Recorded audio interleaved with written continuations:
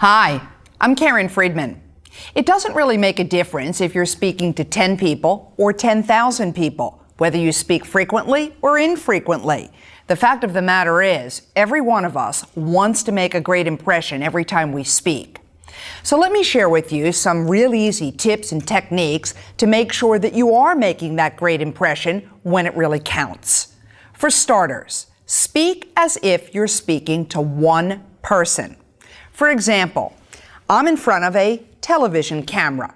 If I looked out at this television camera and imagined that there were millions, or even a couple hundred of you watching, it might make me a little bit nervous, a little bit edgy. But if I look at this camera as if I'm talking to just you, to one person, or to the camera person behind the camera, then my communication becomes a lot more personable and hopefully a little bit warmer.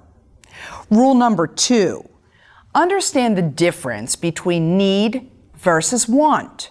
And what that means is, think about what people really want to hear as opposed to everything you need to tell them. Here's an example. You go into a restaurant, right?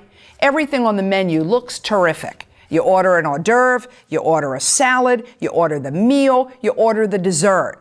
What would happen if they came in and they delivered all of it right at once? You'd be overwhelmed, right? But no, they do it in steps, one course at a time. You want to do the same thing. Rule number 3, make sure that you pause. If I kept talking like this and I never came up for air, you would become exhausted. You would shut me off. Hopefully you're not. But if I paused, gave you time to digest what it is I'm saying, then I end up being a little bit easier to listen to.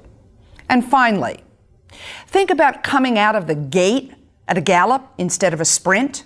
What I mean by that is, grab attention as soon as you start speaking. Know who that audience is, what they care about. And rather than just slamming information down their throat, think of a story, an example, an analogy that will make them interested in what it is you have to say. Because everything you talk about has to be relevant and spoken from their perspective.